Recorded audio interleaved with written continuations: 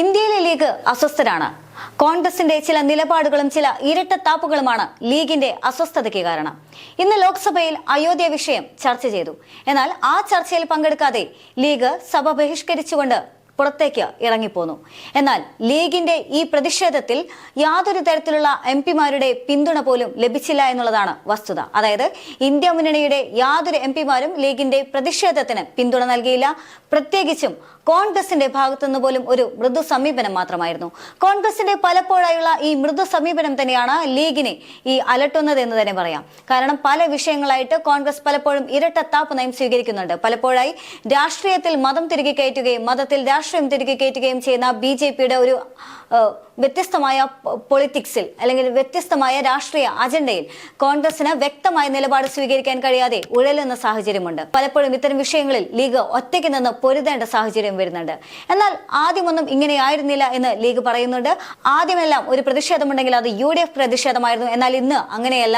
പലപ്പോഴും ബിജെപിയുടെ ചില അജണ്ടകളിൽ കോൺഗ്രസ് പതറിപ്പോകുന്നുണ്ട്, കോൺഗ്രസിന് ഭയം സംഭവിക്കുന്നുണ്ട് എന്ന് ലീഗ് വ്യക്തമാക്കുന്നുണ്ട്. അയോധ്യയിലെ രാമക്ഷേത്രം രാഷ്ട്രീയവൽക്കരിക്കുന്നതിന് എതിരെ പ്രതിഷേധവുമായാണ് മുസ്ലിം ലീഗ് എംപിമാർ സഭ വിട്ടിറങ്ങിയത്.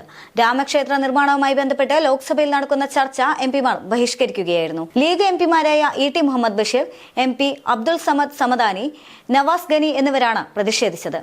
അയോധ്യ ലോക്സഭയിൽ ചർച്ച ചെയ്യാൻ തീരുമാനിച്ചതിൽ ദുരൂഹതയുണ്ടെന്ന് ET മുഹമ്മദ് ബഷീർ MP ആരോപിക്കുന്നുണ്ട്.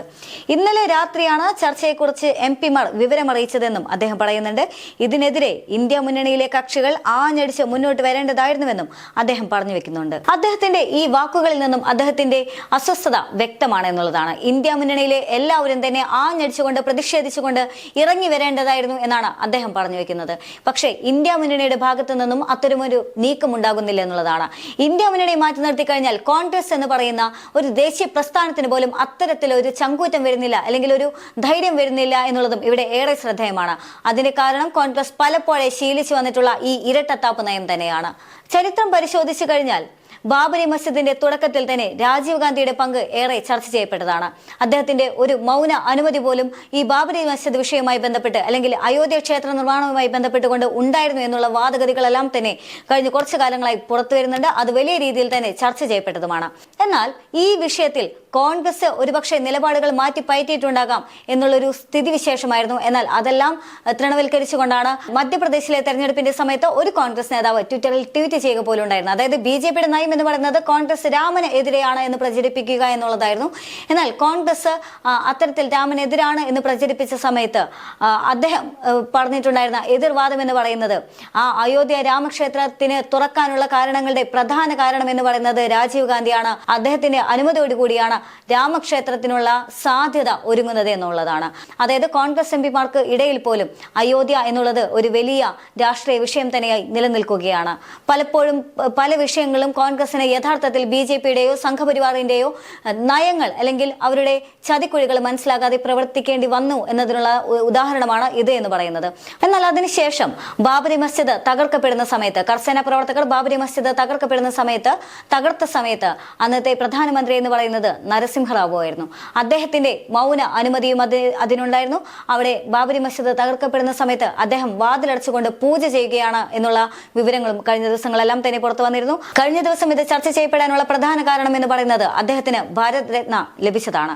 ഉദ്ദിഷ്ട കാര്യത്തിന് ഉപകാര സ്മരണ എന്നുള്ളതായിരുന്നു അദ്ദേഹത്തിന്റെ ഭാരത് രത്ന ലഭിച്ച സാഹചര്യത്തിൽ ഉയർന്നു വന്നിട്ടുണ്ടായിരുന്ന അല്ലെങ്കിൽ വിമർശകർ ചൂണ്ടിക്കാണിച്ചിട്ടുണ്ടായിരുന്ന അതുമല്ലെങ്കിൽ സോഷ്യൽ മീഡിയയിൽ പ്രചരിച്ചിരുന്ന ഒരു വാദം എന്ന് പറയുന്നത് അല്ലെങ്കിൽ ഒരു വിമർശനം എന്ന് പറയുന്നത്. മറ്റൊരു കാര്യം, പലപ്പോഴും സോണിയാഗാന്ധിയുടെ ഭാഗത്തു നിന്നാണെങ്കിലും അയോധ്യ രാമക്ഷേത്രവുമായി ബന്ധപ്പെട്ടുകൊണ്ട് പ്രാണപ്രതിഷ്ഠയുമായി ബന്ധപ്പെട്ടുകൊണ്ട് ഒരു മൃദു സമീപനം ഉണ്ടായിരുന്നു എന്നുള്ളതാണ്.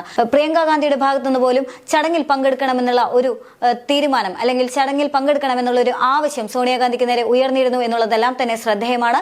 കാരണം പ്രിയങ്ക ഗാന്ധിയെ സംബന്ധിച്ചിടത്തോളം അത് തന്റെ അച്ഛനായി തുടങ്ങി വെച്ച ഒരു കാര്യമാണ് എന്നുള്ള തരത്തിലെല്ലാം തന്നെ അത്തരത്തിലുള്ള നിരവധി റിപ്പോർട്ടുകളും വാർത്തകളെല്ലാം തന്നെ കഴിഞ്ഞ കുറച്ച് നാളുകളായിട്ട് പ്രചരിക്കുന്നുണ്ട്. അല്ലെങ്കിൽ അത്തരത്തിലുള്ള റിപ്പോർട്ടുകളെല്ലാം തന്നെ നിലവിലുണ്ട് എന്നുള്ളതാണ് സാരം. പ്രത്യേകിച്ചും പ്രിയങ്ക ഗാന്ധിയെ സംബന്ധിച്ചിടത്തോളം ഉത്തർപ്രദേശിന്റെ ചുമതലയുള്ള അതായത് ഉത്തർപ്രദേശിന്റെ AICC ജനറൽ സെക്രട്ടറി സ്ഥാനം വഹിക്കുന്ന ഒരു വ്യക്തി എന്ന നിലയിൽ കുറച്ചുകൂടി ഹിന്ദുത്വ എന്നതിനപ്പുറത്തേക്ക് മൃദു ഹിന്ദുത്വ എന്നതിനപ്പുറത്തേക്ക് ഒരു തീവ്ര ഹിന്ദുത്വ മനോഭാവം കാണിക്കേണ്ട ഒരു സമയം കൂടിയാണ് എന്നുള്ളതാണ് ഇതിൽ നിന്നെല്ലാം തന്നെ വ്യക്തമാകുന്നത്. പലപ്പോഴായിട്ട് ഇത്തരത്തിലുള്ള കോൺഗ്രസിന്റെ ചില നീക്കങ്ങളെല്ലാം തന്നെ ലീഗിനെ അസ്വസ്ഥപ്പെടുത്തുന്നുണ്ട്. ഇതിനെല്ലാം പുറമെ കഴിഞ്ഞ ദിവസം ഗ്യാൻവാബി മസ്ജിദുമായി ബന്ധപ്പെട്ടുകൊണ്ടുള്ള ലീഗിന്റെ പ്രതിഷേധത്തിൽ കോൺഗ്രസ് വിട്ടുനിന്നത് വലിയ രീതിയിലുള്ള ചർച്ച ചെയ്യപ്പെട്ടത് തന്നെയാണ്.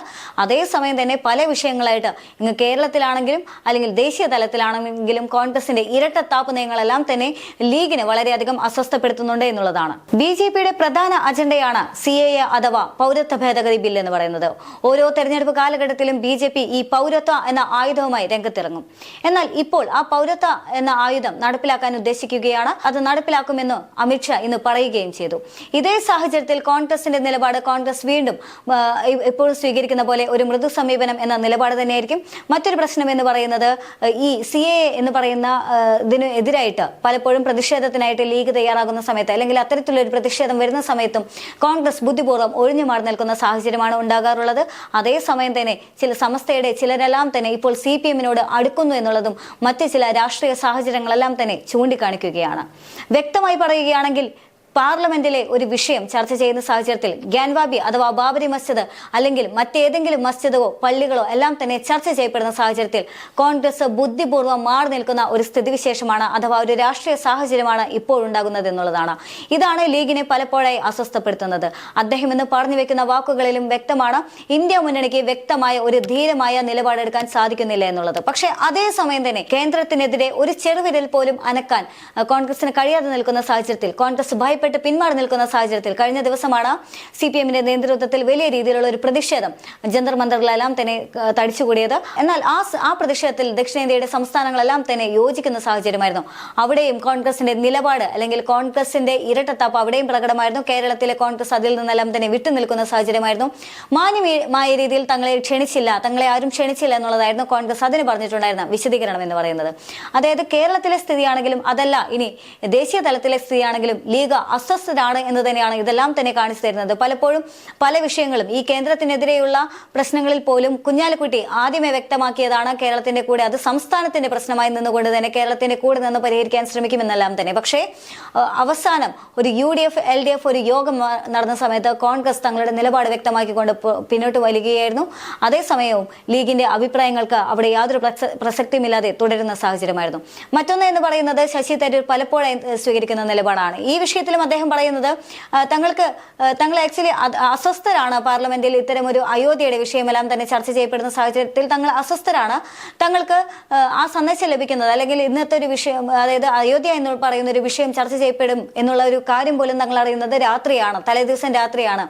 അത് ഒരിക്കലും അംഗീകരിക്കാനാകില്ല എന്നെല്ലാം അദ്ദേഹം പറഞ്ഞു വെക്കുന്നുണ്ട്. പക്ഷേ അതൊന്നും അംഗീകരിക്കാനാകില്ലെങ്കിൽ പിന്നെ എന്താണ് വഴി? പ്രതിഷേധിക്കുന്നുണ്ടോ? ഇല്ല എന്നുള്ളതാണ് കോൺഗ്രസിന്റെ പ്രശ്നം.